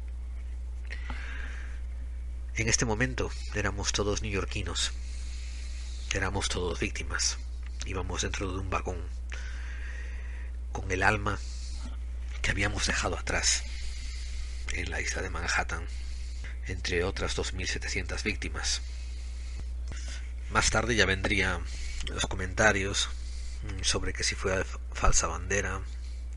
Más tarde vendrían las investigaciones tapadas, vendrían las comisiones mal empleadas, las comisiones investigativas que no llegaron a nada, vendrían las acusaciones, vendría el deficiente del presidente diciendo que tenía que haber sido Osama Bin Laden, y sin saber cómo ni cuándo decidió atacar el país al lado de Irak, diciendo que el presidente de Irak era un hombre muy malo que había intentado matar a su papá.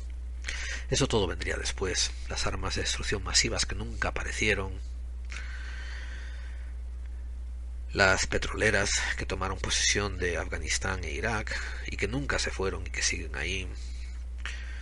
Lo que es cierto es que el 11 de septiembre sirvió para muchísima gente enlistarse en el ejército, gente que no lo había pensado antes. Después vinieron también las investigaciones sobre las acciones de bolsa que se habían llevado a cabo de una manera muy sospechosa, diríamos que casi de manera criminal, pero que obviamente no se investigó en profundidad. Sí, después vendrían hasta el grupo de científicos por la verdad que intentarían descubrir y analizar cómo los atentados en las dos Torres Gemelas no pudieron haber sido llevados a cabo de la manera en que ocurrieron por los aviones. Vendrían especialistas de vuelo diciendo que los giros que tomaron esos aviones eran imposibles de dar. Un montón de datos que el oficialismo ignoró. ¿Por qué? Porque sobre la sangre de nuestros neoyorquinos muertos, recién muertos, nuestros neoyorquinos recién desaparecidos, volatilizados entre los escombros de aquellos dos inmensas torres, sobre eso se estaba orgulliendo, se estaba levantando, se estaba alzando gloriosamente una nueva cruzada, una nueva guerra, un nuevo grito de guerra. Tal como mi amigo Ben me había profetizado, ahora vas a ver lo que es el cambio y cómo Estados Unidos va a vivir como Israel. Y sus palabras nunca me abandonaron. Llegamos a casa, mi pareja y yo, como otros tantos, sin saber cómo habíamos llegado allí. Y tanto mi pareja y yo como otros tantos neoyorquinos al día siguiente no fuimos a trabajar. Nuestro día de luto oficial fue el 12 de septiembre. Y aunque se hacen muchas celebraciones el 11 de septiembre por Estados Unidos de América, los neoyorquinos de verdad sabemos que el dolor espera hasta el 12. El verdadero dolor espera hasta el 12 de septiembre. Porque en casa,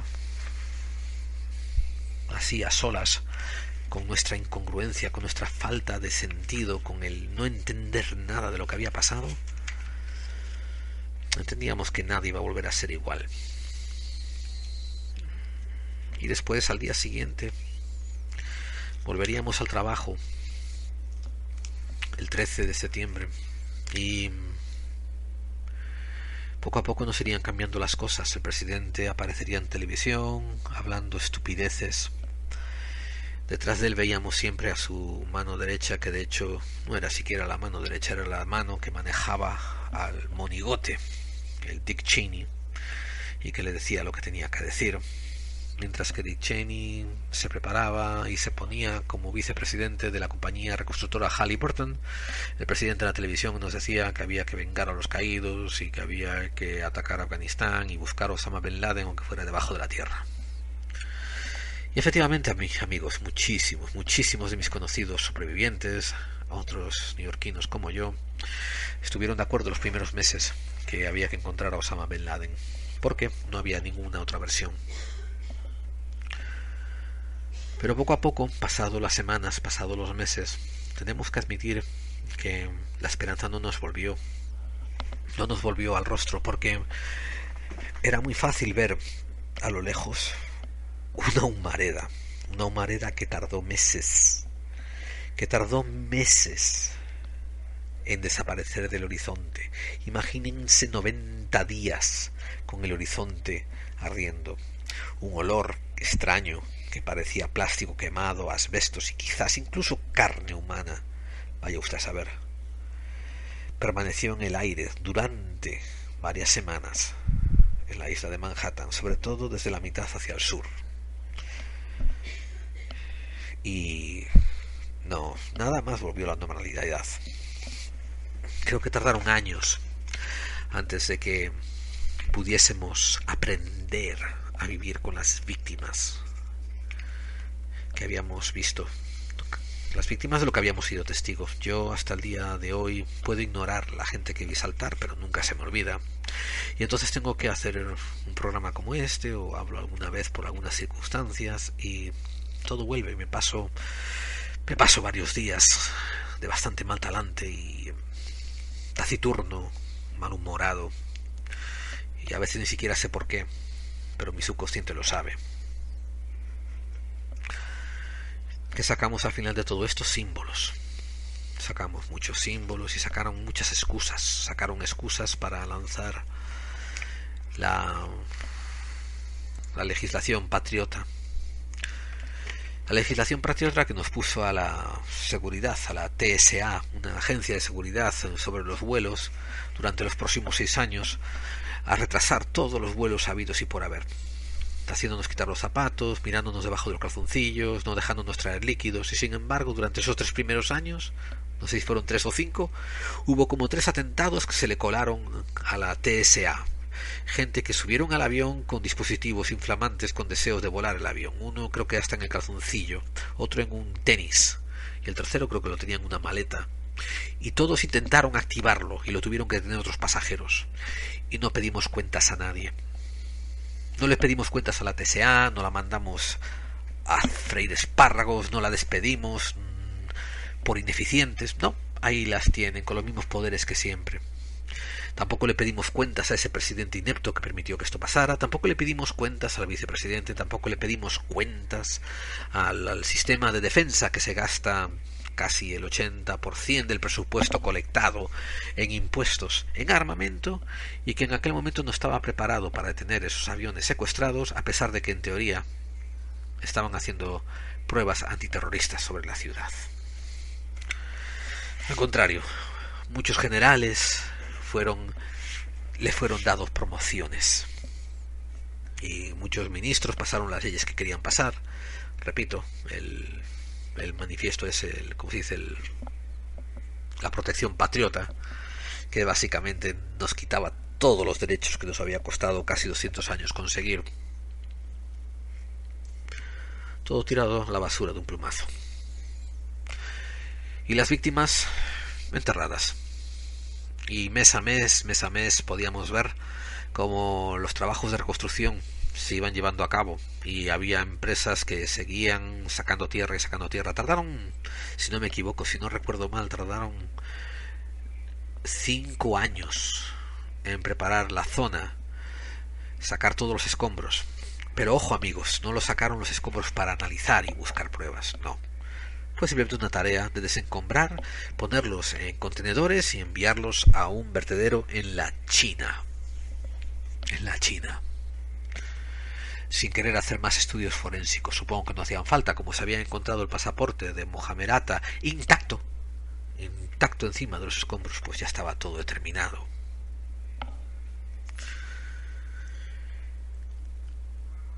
Y eso es la historia del 11S.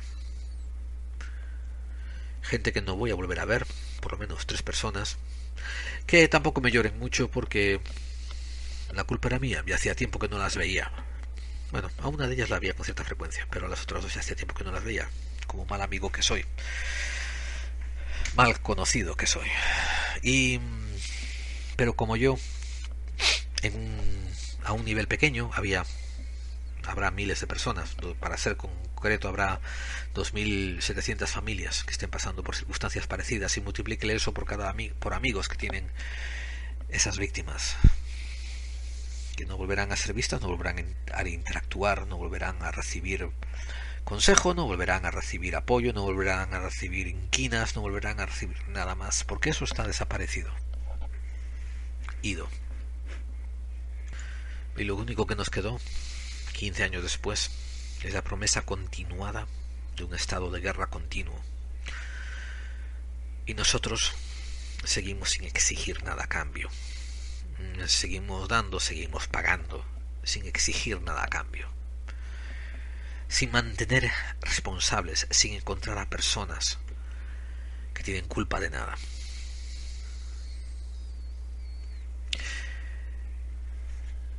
Quizás sea cierto, las conspiraciones, y quizás los culpables estén en casa entre los nuestros, pero los verdaderos culpables de que ocurra un 11S, de que ocurra un 11M, de que ocurra un atentado en Boston, de que ocurra un atentado en Londres, los verdaderos culpables son la población que permiten que el gobierno siga haciendo lo que quiere y no lo hacen responsable de las cosas que tenían que hacer y no hacen.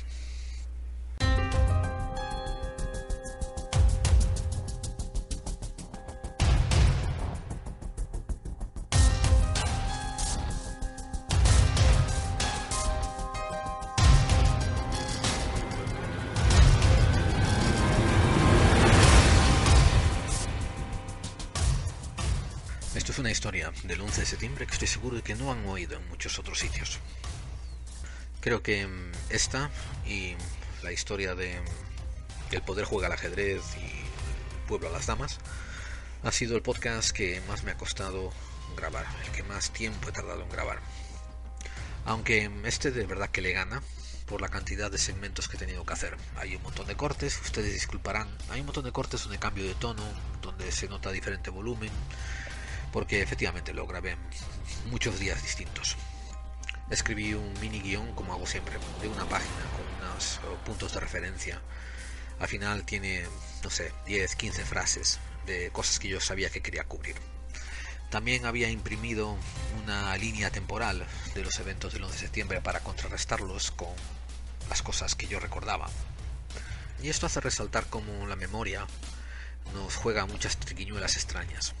Por ejemplo, yo tenía la impresión, para mí, dentro de mí, yo tenía la memoria de que las televisiones y los canales de televisión estaban anunciando problemas con aviones ya desde el principio, ya desde incluso antes del ataque a la torre, a la primera torre. Pero no fue así, porque he visto no solamente la transmisión de la línea temporal, pero después he ido a muchas cadenas de referencia donde tienen transcripciones de lo que ellos editaron en esos días, de lo que ellos lanzaron al aire. Y sí, las cadenas de televisión no hablaron nada casi hasta que el segundo avión chocó con la segunda torre. Sin embargo, en mi memoria, para mí que ya las cadenas de televisión habían estado hablando. Y ahora me doy cuenta, ahora soy capaz de recapacitar y pensar que cuanta más tensión vivimos fueron después esas horas cuando estaba la segunda torre ardiendo y estábamos siendo bombardeados constantemente por información, y mucha de ella falsa y alarmista. Entonces, cuando lo miras hacia atrás y intentas hacer tú mismo tu propia línea temporal en la memoria, donde unas cosas toman relevancia y ocupan puestos más altos, y eso te hace decir que había ocurrido en diferentes momentos en el tiempo. Quizás quisiera aprovechar este momento y atar este comentario al hecho de los recuerdos que te cuentan los testigos de los encuentros ovnis, los testigos de lo forteano, los testigos de lo paranormal. La memoria no es una muy buena compañera cuando se trata de encontrar datos fehacientes. La memoria, démonos cuenta de lo que es. La memoria es un artículo para el humano usarlo en su supervivencia individual, bien para conservar un recuerdo grato para momentos en que estés triste y así compensarlo, bien para aprender una lección. La memoria no es fidedigna, la memoria no es para fiarse de ella. Y otras cosas que le voy a decir a ustedes, amigos, queridos oyentes. El 11 de septiembre me cuesta recordarlo, pero por dos motivos. Me cuesta recordarlo porque las zonas más impactantes de la memoria tienen un montón de recuerdos agradables, pero también porque tengo pocos recuerdos claros, coherentes y hilvanados. Me cuesta mucho hacer una concatenación temporal de todo ese día. De hecho, llegamos a las 2 o 3 o 4 de la tarde a casa. No me acuerdo exactamente bien de eso, ¿no? Y honestamente no me acuerdo bien de qué pasó después de que llegamos a casa. No me acuerdo bien qué pasó. Casi ni me acuerdo. Me acuerdo que estábamos siguiendo los canales de televisión. Y estábamos también escuchando el nivel de la destrucción que había. Pero no tengo... En eso sí que no tengo memoria clara de qué pasó después una vez que llegué a casa. Y sí recuerdo de que al día siguiente nos fuimos a trabajar. Pero ahora permítame decirles una cosita más, amigos. Como dije claramente ahí, el 11 de septiembre para nosotros empezó el 12. Porque para los neoyorquinos que vivimos todo eso, la memoria del evento en sí no fue tan traumatizante como el después, tener que vivir semanas, meses con el olor, con la zona del sur de Manhattan cerrada y bloqueada, con los equipos de rescate todavía por el área durante semanas, noticias y otras noticias, todo hilvanado, y no hubo manera de comenzar a recuperarte del choque, no hubo manera. Las cadenas de televisión lo exprimieron durante meses. O sea, y entiendo, la magnitud es justificable, la magnitud del evento, pero sanar, no. Nosotros los neoyorquinos no pudimos ni superarlo, ni sanarnos del impacto, no. Tuvimos que sobrevivirlo, porque no nos dejaban recuperarnos. Nos tenían sobresaturados con miedo, con terror, y sobre todo con los planes gubernamentales para llevar a cabo después las invasiones de Irak, Afganistán, etcétera, etcétera. La inmensa guerra del petróleo que desataron después. Bien, pues espero que algunos de ustedes hayan podido aguantar el relato hasta el final, no les haya aburrido demasiado. Y si fue así, y si les aburrió, pues lo siento. Mis más sinceras disculpas, y tienen una garantía mía de que no lo voy a volver a hacer. No voy a volver a hacer el relato. Lo de aburrir, eso no se lo puedo prometer. Seguramente ya mañana lo estaré aburriendo otra vez. Pero este relato no lo voy a volver a contar, y no va a volver a haber otro episodio como este. Ya en la asistencia de Clave 45, este es el único. Déjenme saber qué les pareció. Si alguno de ustedes vivieron a través de los atentados de Madrid, pues por favor, yo estoy encantado de leer lo que quieran contarme. Si quieren poner algo en el muro de iVoox, háganlo. Si no, ahí tiene mi correo electrónico. Me encantaría leer sus experiencias y saber más o menos qué sintieron, qué pasaron. Y hablando de eso, voy a hacer lo de siempre, que es dar las vías de contacto. Nuestro correo electrónico, nuestro email es laclave45 @mail.com. Nuestra página web está en clave45.wordpress con 2 s al final.com. Estamos en Google Plus. Nos pueden encontrar por podclave45. Busquen por Clave 45 y seguro que aparecemos en Google Plus. Y también estamos en YouTube. Si prefieren escuchar esto así, solamente con el audio, pero en YouTube, ahí nos pueden encontrar. También estamos en Twitter, en @laclave45. Y tenemos página en Facebook. Búsquenos por Clave 45. Déjenos saber qué opinaron del programa.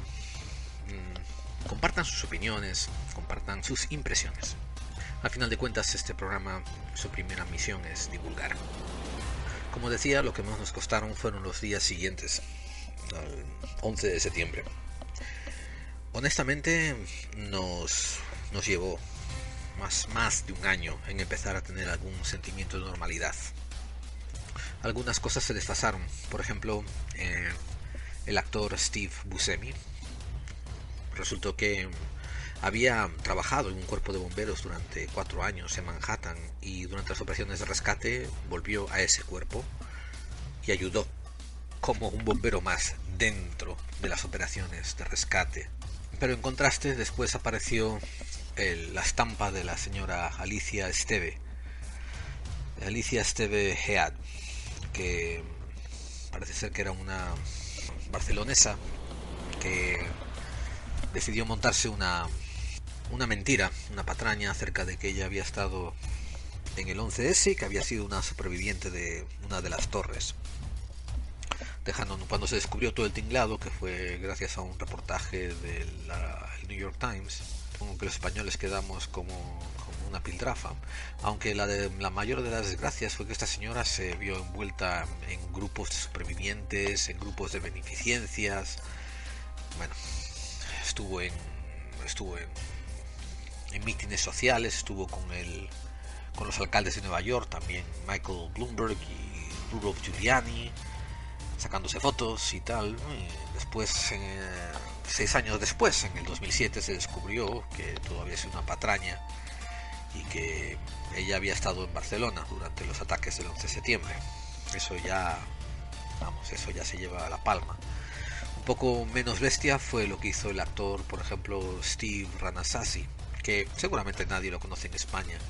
Hay una serie americana llamada The League, una serie de humor que consiste en una gente que hacen apuestas entre amigos acerca del fútbol americano, y es bastante graciosa para el sentido del humor americano, y él es uno de los actores, ahí es de fama de esa serie, y él sí también declaró que había estado cerca en el 11S o que había sido un superviviente, y después resultó que no había estado en un sitio cerca, y creo que la mentira se reveló en el 2009.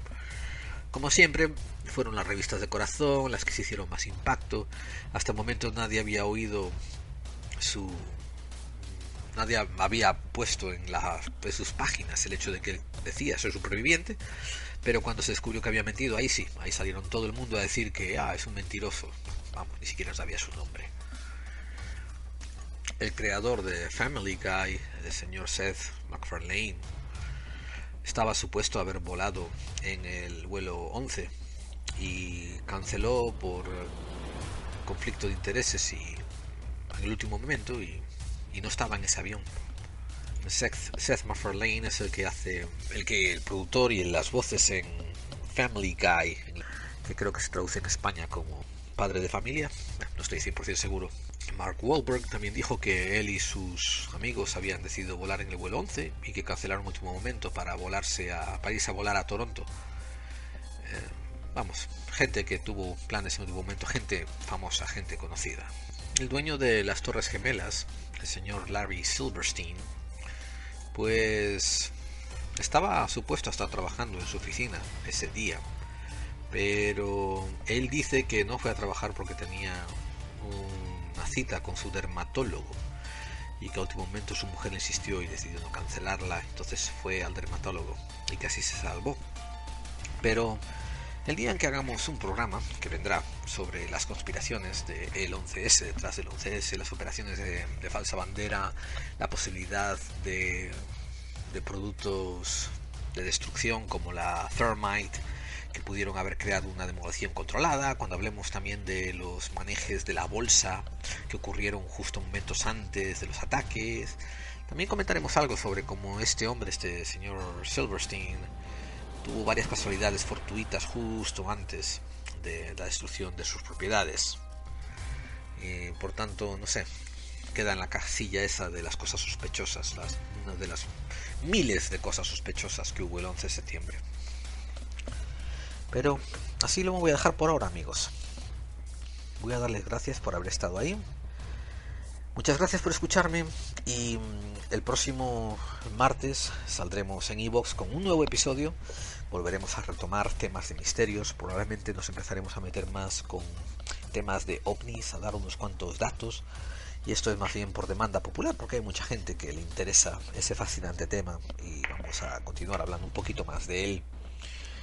Y eso, mientras ustedes estén ahí, nosotros seguiremos aquí. Muchas gracias por habernos escuchado. Se despide de usted, cansado ya y bueno, y eso, y un poco abatido por haber tocado este tema de tan malos recuerdos. Su compañero de viaje, su amigo Gerald Dean, y los cito a que nos emplacemos, a que nos encontremos otra vez el próximo martes en iVoox, bien temprana la mañana, en el AM. Y recuerden, amigos, las conspiraciones, crean ustedes en ellas o no, existen.